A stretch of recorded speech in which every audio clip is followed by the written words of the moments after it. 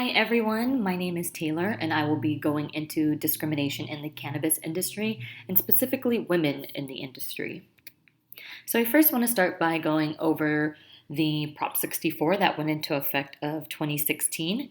So what that prop meant was originally you had to have a medical card for you to enter any kind of marijuana establishment to receive your medication of cannabis. Now, coming into 2016, you are able to use cannabis recreationally. So that means you don't need to have any kind of doctor's note to enter. You are able to use free of your own use inside your privacy of your home now.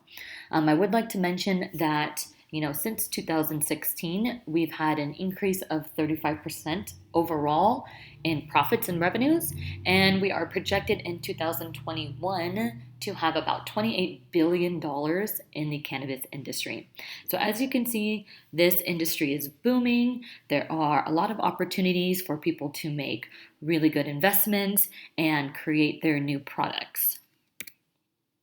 So, what are some of the barriers to equity and inclusion in the cannabis industry that women face? They are definitely a little bit different than what men usually face, and let's see why. So, for one, there's a low female representation in the cannabis market. If you look on the left hand side, you can see there are multiple different percentages of what the market share is for cannabis and women in the industry. The two main numbers that I do want to pay attention to are the 11% of cannabis investors and owners are women, and then unfortunately in the big bold red, that 74% of cannabis businesses only have less than 10 women employees. Now, this plays a huge factor because if we're not allowing women to come into even male owned businesses, we're never going to be able to have anyone expand and further their business or even their own insights on how they can develop a better business concept into the cannabis industry. Another reason why is that women are used as sexual icons to promote cannabis products. Women are usually not taken very seriously when they have a business concept. Men usually see them as some kind of sex icon or symbol and think that, if they just put a really pretty girl and have them hold something that's cannabis related, that it will sell. Lastly, women are not given enough funding for their cannabis projects.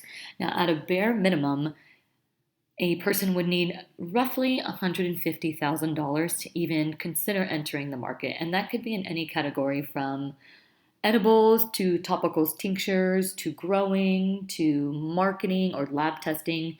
$150,000, even though that's kind of like the bare minimum, really won't get you very far. And you would still need to look out for investors to give you the remaining balances.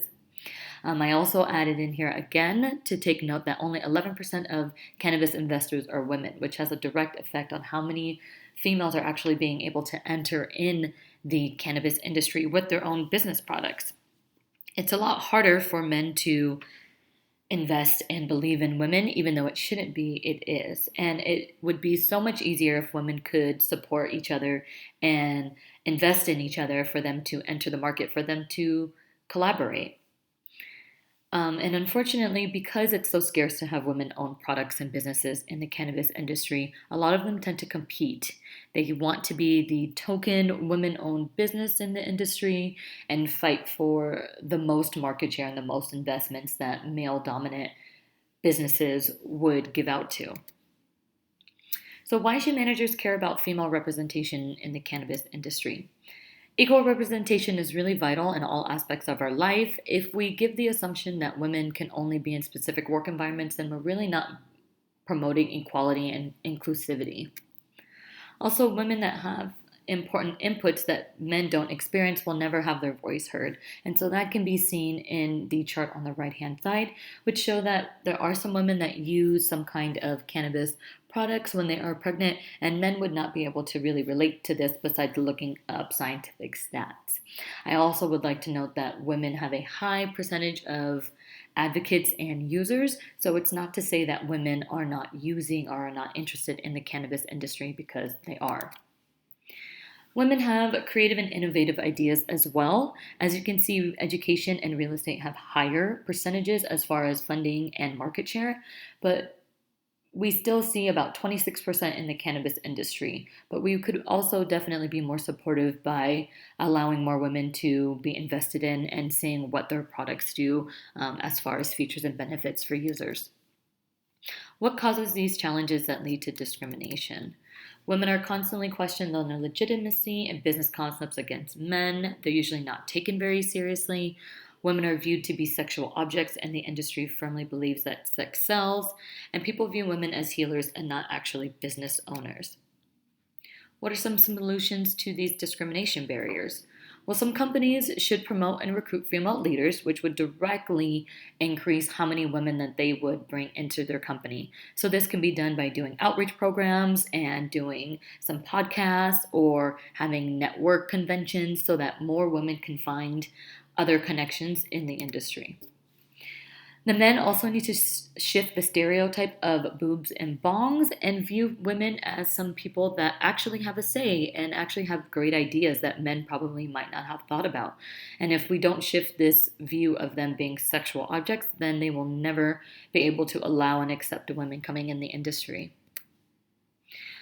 And lastly, women supporting women. So again, back to that 11% of investors, if that 11% really invested in women-owned businesses, we would see a lot more people that were rising into the industry. And we can do this by collaborating women-owned products together and releasing, special products. And that is my presentation. So thank you guys so much for your attention. If you have any questions, please comment them down below. Thank you.